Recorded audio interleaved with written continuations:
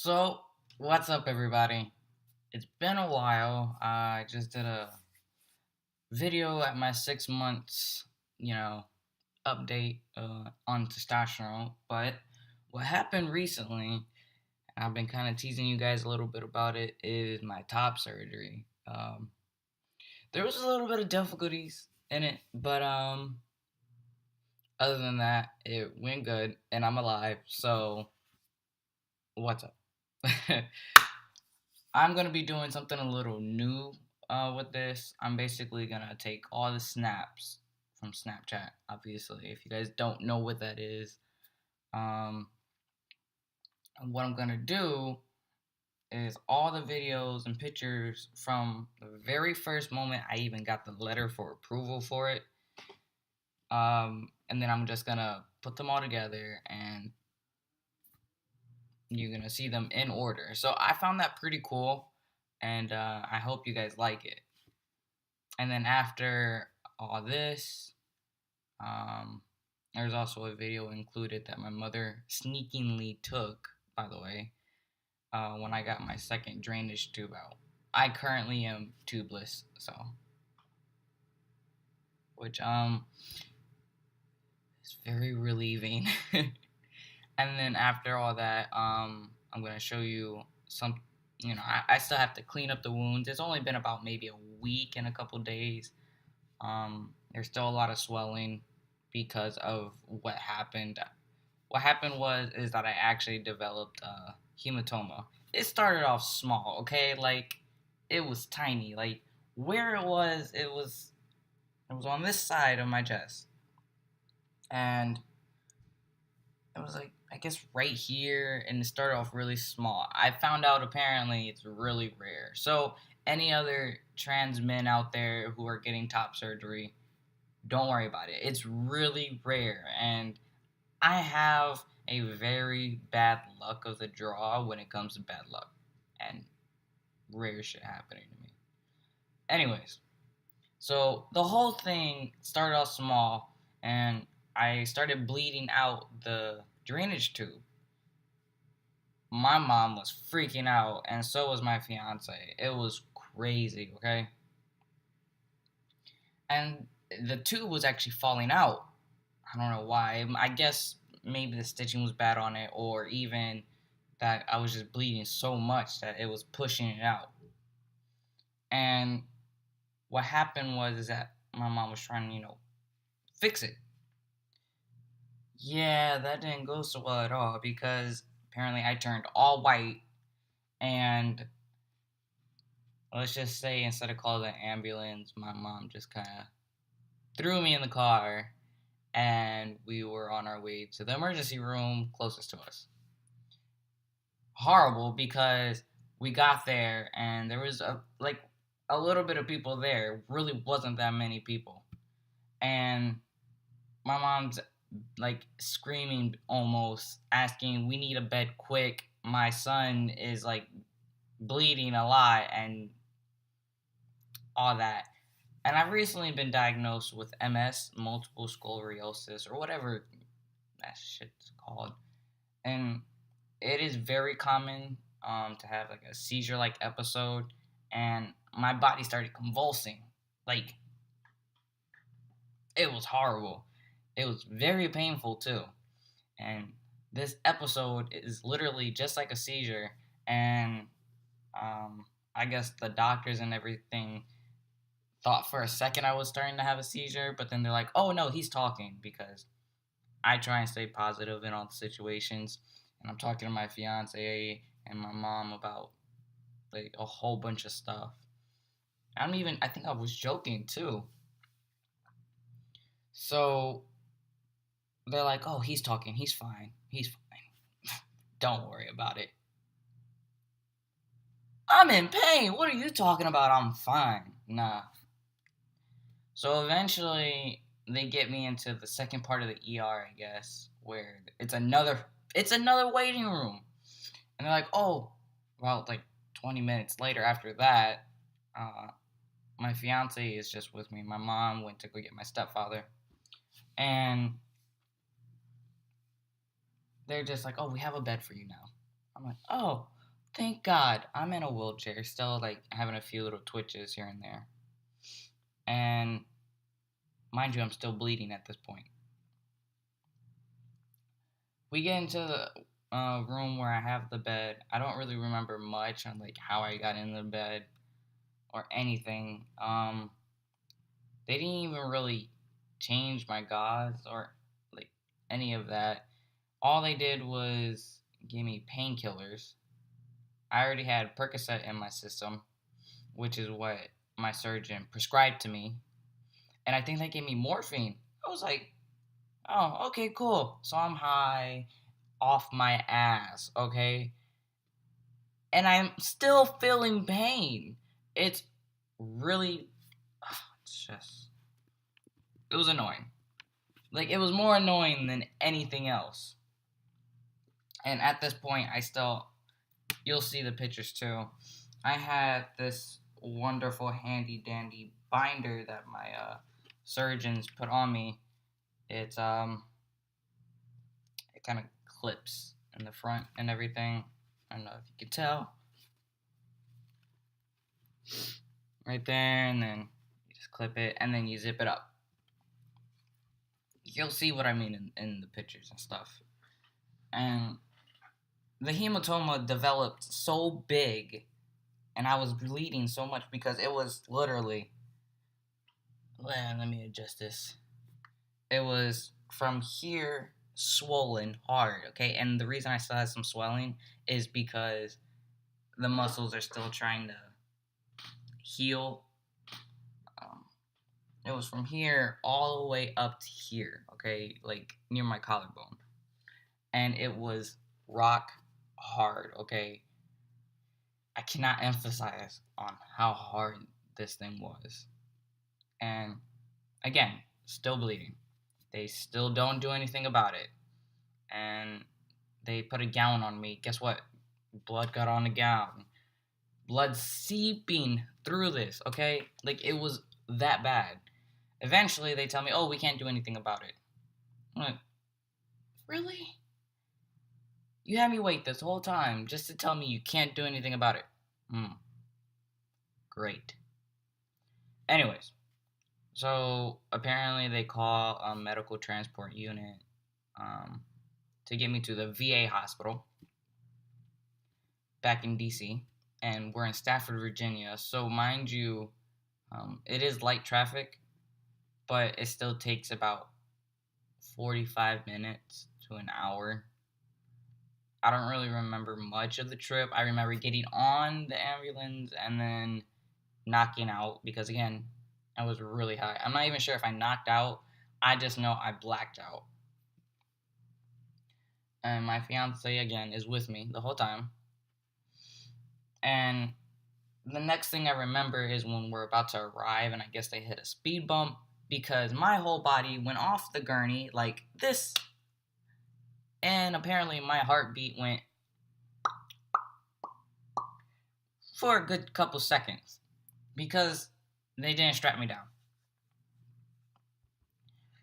So we finally get to the VA hospital. I don't remember really much of checking in. I just remember I'm on a gurney. And next thing I remember is waking up in a room.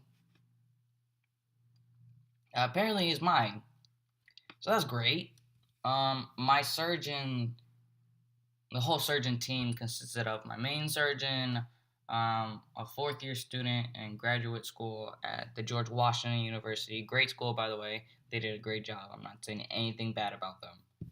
And then, everybody else that was helping. So it was the fourth-year student who I saw first. Apparently he got called in, and I don't really remember what time it was. It was early morning, and he told me about how I developed a hematoma and it was bleeding, and they were gonna do surgery, but they had to wait until the surgery room where I guess they had somebody currently, and they had to wait till he got out to do mine. So again, more waiting and waiting and waiting. Eventually, I'm awakened again finally they tell me, oh, it's surgery time. We're gonna pull you on out of here. And I remember being in the OR room about 5 minutes, and they put me right back to sleep. They do it through my IV, so it was pretty quick. I just remember taking a deep breath in the oxygen, and then I was out. That's all I remember. And I awake again. Okay, these are all like 5-minute intervals. And I'm back in my room, and I'm still high as fuck on painkillers. And my chest is still hard, but the swelling went down dramatically. It went from all of this to all of that. Okay? Because it was swollen for so long like that, I guess they couldn't get all of it out. But they found the cause of the bleeding and they stopped it, so that was great. And then I was in the hospital for the whole rest of the weekend. My surgery was on a Friday. I did not leave the hospital till Sunday night, I think. Or Monday morning. I forgot. Again, just been totally out of it this whole time. And a few people came to see me. Family of my fiance, which was kind of surprising, not gonna even lie. My mom and my stepfather brought me some get well balloons. It was cute. It was nice. And I'm still waking up to my fiance right by my side the whole time. Apparently there was some stuff that when I was high off my ass and out of it, because I don't remember it, it was pretty embarrassing when I found it out. I'm not even gonna repeat it. That's how embarrassing I find it. But she was right there by my side, the whole time. I found that shows it. I've had exes where I feel like they would not be by my side at all. They'll probably leave, go home, do whatever, and then come back when it's something major. But that's something else. So I'm about to show this whole little collision and everything, and then I'll show you cleaning up everything on this side, because as you can see, all this right here, I developed a rash from the binder. I have really sensitive skin, so yeah, it was really itchy. And then on this side, when they just took out the other drain, it's still kind of nasty because it was in there for almost the whole time since this video. I only got it out 2 days ago. But anyways, Snapchat video.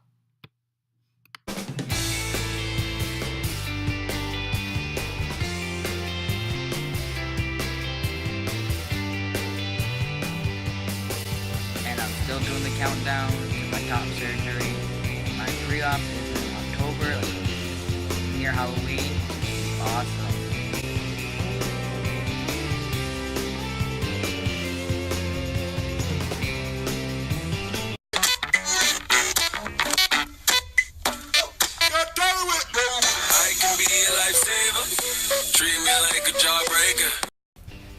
Just got out of the class, and now I'm going home, because in less than 12 hours, I'm getting my surgery.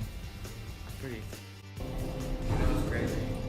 I honestly did not see myself at this point a year ago. I'm so happy. It's crazy.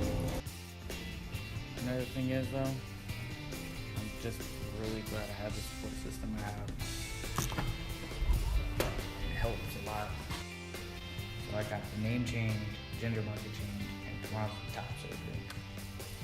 I'm gonna wait for the bottom surgery though. I have my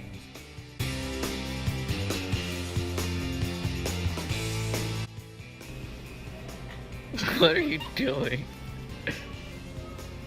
Michael, you look like you have no ass. Surgeries. And now I'm getting ready to go in. Look at my IV, it's gross. You're gonna die. You're horrible.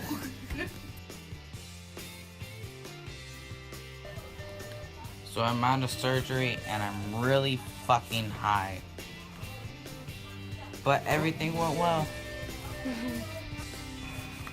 Thank God I have my fiance who's a nurse.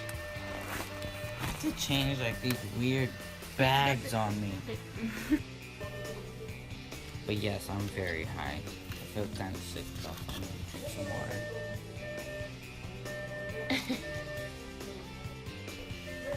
Hey bitch, taking care of me? No. How's my jump? I can't even hold my phone. Jiggle my sack again. You like my sack of apple juice? It smells good? So I'm back home. Fiance's wiping me down.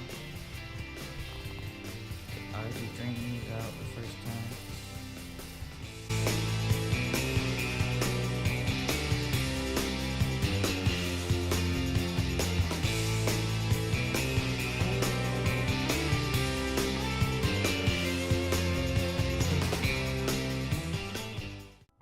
To all my followers on YouTube and all that wonderful shit, happy Thanksgiving.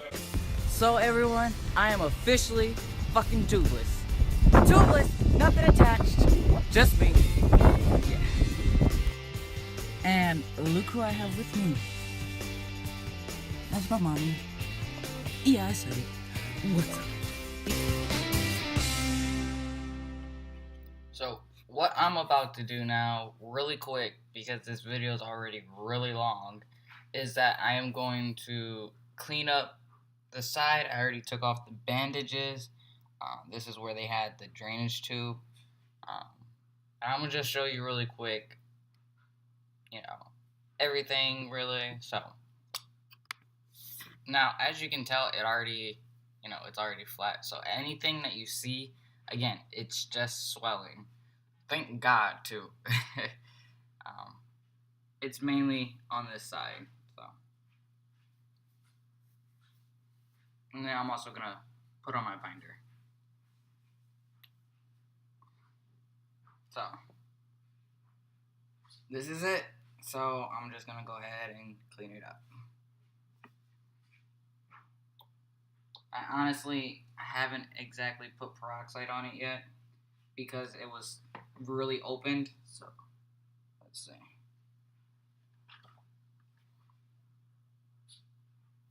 It's a lot of dead skin and everything. Let's see, this is where they did the liposuction and everything. Yeah, I had the keyhole surgery for any of the trans men out there. And the only reason is this swollen is because of what happened to me. I'm not gonna promise it won't happen, but it's really rare that it does. So then I'm gonna go ahead and put some of this on. It's healing ointment. Used to put this on my tattoos. This is the binder I have been using. It's my own personal one instead of the one that they gave me at the hospital. I feel it compresses more.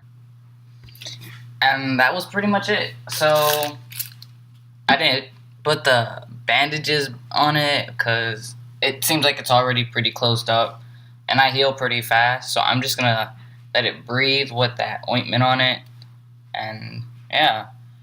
Now anybody that goes through this and has sensitive skin or anything, when you're wearing that binder, no matter the material, I figure you're gonna break out and a rash looking thing going on. I did. That's why I have the scarring right here. It'll go away, the scarring. It's not gonna like literally be a forever scar, so don't freak out. But to help, I got it a little too late, but I use this to help. Yes, it's a children's one. Don't judge me, but it helps. I don't know what's the difference between the children's and the regular. I got it because it was cheaper. But get the one that says cooling because heat will irritate it more. And when you just put like regular room temperature cream on it, it's it really won't do much. Like, cooling literally gets rid of that itching feeling. Speaking of cooling, by the way, if you do go through something like me or anything similar, or you're having an excessive amount of swelling, my doctor and my surgeon, they both said to make sure you ice it as much as you can, just like regular swelling. It helps. And yeah, this one is just squeeze, and it's cold, and that should help. So I'm hoping by the end of December, Christmas maybe, that everything should be pretty good and flat and perfect. So we'll see. And in 3 weeks, I have my post-op for to be cleared for weightlifting. Although I've been already doing a little bit of lifting, as in at work, but nobody needs to know that. Anyways, hope you guys enjoyed. You know the deal. Subscribe, like, and share. Thanks for watching.